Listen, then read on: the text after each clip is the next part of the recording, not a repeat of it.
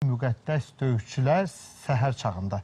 Söhbət, əziz tamaşaçılar, Türk xalqlarının ortaq mədəni dünya görüşünü təmsil və tərənnüm edən, təbliğ edən idman növü Alpaqutdan gedir. Bax, bu haqda indi sizə qonağımızla bir yerdə ətraflı söhbət açacağıq. Studiyamızın qonaqları isə ilk olaraq mən beynəlxalq dərəcəli usta, Alpaqut Turan döyüşü sənəti üzrə beynəlxalq dərəcəli usta Rafiq Qasımovu təqdim etmək istəyirəm. Rafiq mənə sabahınız xeyir olsun, xoş gəlmişsiniz. Həm də Alpaqut Federasiyasının vitse-prezidentisiniz.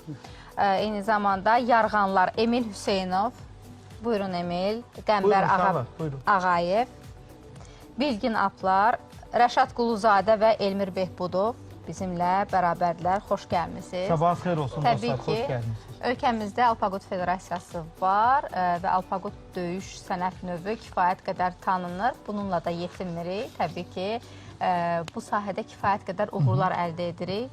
Müxtəlif beynəlxalq yarışlarda da iştirakımız var, qalibiyyətimiz, qələbələrimiz var. Bunlardan az sonra danışacağıq. Amma istəyərdim bir balaca bu tarixi eyni zamanda özündə yaşadan qədim sənət növlərimizdən biri olan Alpaqut sənəti haqqında danışacaq. Mən dostları təqdim edərkən qeyd etdim, Yarğanlar, Bilgin Alplar. Bunlar niyə bölünürlər? Bax, belə fərqli adlarla təqdim olunurlar. Öncə tamaşaçıları salamlayıram və Mədəniyyət Televiziyasının rəhbərliyinə dərin təşəkkürümüzü bildiririk. Dəfələrlə bizi dəyərləndirib televiziyada qonaq etdiyiniz üçün. Xoş gəlmişsiniz. Qaldı ki, Alpaqut Turan döyüş sənəti, ictimaiyyətin artıq Alpaqut Turan döyüş sənətindən kifayət qədər məlumat var. Alpaqut Turan döyüş sənəti bu il 2024-cü ildə 10 illığı, yəni Dünya Federasiyasının 10-cu ili qeyd olunacaq ki, 2013-cü ildən bu meydana gəlmiş ideya nəticəsində 2014-cü ildə Dünya Alpaqut Federasiyası yaranmışdı və dünyanın bir çox ölkələrində, həmçinin Azərbaycanda federasiyanın nümayəndəlikləri, federasiyalar və s. fəaliyyətə başlamışdı. Onu bildirim ki, yəni ilk öncə vurğuladım, ictimaiyyətin kifayət qədər məlumatı olsa da yenə bildirim ki, Alpaqut Turan döyüş sənəti ümumi konsepsiyasına görə tüm türk dilli xalqlara və bütün hüquqi haqlara görə Azərbaycana məxsus olan bir döyüş sənətidir və bütün türk dilli xalqlara məxsus olduğu üçün təbii ki, Alpaqut döyüş sənətinin həm terminologiyası, həm iyerarxiyası, həm geyim forması, ümumi bütün unikallıqları qədim türk xalqlarına və türk mədəniyyətinə aiddir. Və qorunub saxlanılır bugünə qədər. Bəli, qorunub saxlanılır və digər 2014-cü ildə Azərbaycanlı Vasif Namazov, beynəlxalq dərəcəli idman ustası Vasif Namazov tərəfindən digər yeni döyüş növləri ilə döyüş sənətləri sintez olunaraq Alpaqut Turan döyüş sənəti kimi bir döyüş sənəti meydana çıxarılmışdır. Yeri gəlmişkən, az öncə mən sizə sual ünvanladım. Bilgin Alplar və Yarğanlar. Ona gəlmək istəyirəm ki, bütün xalqların öz döyüş sənətlərində məsələn, öz terminlər istifadə olunduğu üçün Alpaqut döyüş sənəti türk dilli xalqlara, türk xalqlarına məxsus olduğuna görə bizim də terminlərimiz Göktürklərin türkçəsində, Mahmud Kaşqarının Divan Lüğət Türk əsərindən götürülmüş türkçədən istifadə olunur. Yarğan yararlı müəllim deməkdir. Bilgin Alp bilinçli döyüşçü. Ümumiyyətlə, Alpaqut döyüş sənətində kəmər üstüncüləri ağ, qırmızı, göy, qara. Yeri gəlmişkən kəmərdən danışdıq. Müsaidə buyursunuz, uşaqlardan soruşaq. Siz müəyyən geyimləri dediniz, o rənglər, ağın, qaranın rəngləri. Dostlar, bir daha sabahınız xeyir olsun. Elə geyimlər haqqında Rafiq müəllim, uşaqlar özü danışardı. Rəşad Quluzadə mükəmməl məlumat verə bilər geyimlər haqqında. Buyur. Çapan hissədən ibarətdir. Çapan, şalvar. Bu çapan adlanır. Bəli, çapan adlanır. Çapan qara rəng, möhkəmliyi, qüdrətliyi, bəşliyi bildirir. Üstündəki bu naxışlar tək tanrıçılığın nişanəsidir. Sən rahat danış, biz baxırıq. Qədim türklərin tək tanrıcılıq inancını özündə əks etdirən işarələrdir. Hun hərfləridir. Alpaqut loqosu, ağ şalvar, təmizliyi, paşlığı bildirir. Kəmər isə qədim türklərdə qılınc qalxan asmaq üçün. Amma kəmərlər fərqli rənglərdə. Qara kəmərlər var, göy kəmərlər var. Bəli, kəmərlər bayaq vuruladım. Ağdan başlayaraq, əgər bir idmançı, döyüşçü idman salonuna gəlirsə, ağ kəmərlə gəlir. İlk olaraq, yəni hələ ki, təmiz alp dərəcəsində gəlir. Sonra daha sonra alpatac, qırmızı kəmər verilir. Alpatac döyüşçü ataların yolu ilə gedən döyüşçülər kimi göstərilir. Sonra Bilgin Alp, bilinçli döyüşçülər.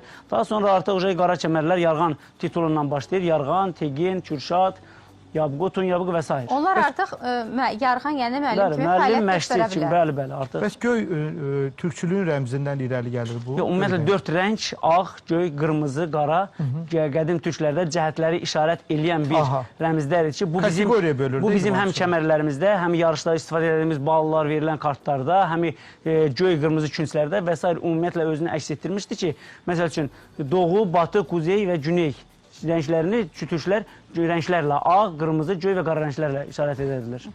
Yeri gəlmişkən biz bu geyimi belə görürük, üzərində müxtəlif naxışlar, elementlər, sadəcə bir naxış bəzək deyil, hər birinin öz funksiyası, bir mənası var. Bunu da öyrənmiş olduq. Bilgin alplar gedir də bu uşaq. Göylər bilgin alplar, qara kəmərdə olanlar, artıq siyah kəmərdə olanlar yarğanlar. Mən istəyərdim ki, buyur Səbinə. həm yarğanlar bilgin alpların deməli, döyüşünü qiymətləndirsinlər, onlar necə döyüşəcəklər, həm də tamaşaçılarımıza bu Alpaqut döyüş sənət növündən bir nümunə göstərək, sonra söhbətimizə davam edək. Buyur Elmir, Behbudov, Rəşad Quluzadə. Sertifikatı mənə verin, əmin əllərdədir, narahat olun. Sertifikat medallarınızı. Medallarınıza zəhmət olun. Kifayət qədər Meydan verək uşaqlara. Az sonra bu medalların tarixçəsini də danışarsınız. Burada da göstərə bilərlər, aşağıda siz göstərsinlər. Baxın uşaqlar, sizdə necə rahatdır? Orada daha yaxşı edə biləm. Bəli. Fərq yoxdur. Alpaqut döyüş sənətində, izahat verilmiş, Alpaqut döyüş sənətində 4 döyüş sistemi. Yavaş vur. Yox, problem yoxdur. Və 5-ci özlü müdafiə və silahdan müdafiə, silah müdafiə sistemi də var. Bunlar hal-hazırda, məsəl üçün, belə deyək də, ayça və cayma sistemi ətrafında göstərirlər, hansı ki, ayaqüstü döyüşlər.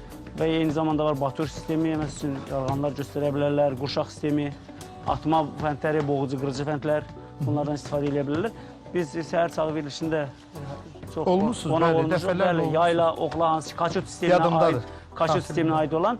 Gələn verilişlərimizin birində qılınc, qalxan, məsəl üçün, yatağan və s. belə alətlər, zopa, ondan sonra qopuz, belə, bəli. Bu elə demək olar ki, döyüşün ilk etapıdır, başlanğıcıdır. Əl-ayaqa döyüşlərdir, yəni ayaqüstü döyüşlərdir, əl və ayaqdan istifadə olunanlar. Amma dostlar bütün gücünü göstərmədən, yəni indi döyüş prosesi olmadıqları üçün bir-birini qoruyaraq. İstifadə etmədən, televiziya efiridi, belə. Amma yetərincə səsi gəlirdi ya. Mənə maraqlıdır, baxın. Yəni bu dostlar gələndə ağ kəmər daşıyırdılar, düzdür? Neçə müddətdən sonra artıq onlar göy kəmər almağa hazır vəziyyətdə olurlar? Nə qədər, misal üçün bizim bu... İdmançılar hər biri 9 il artıq. 9 il.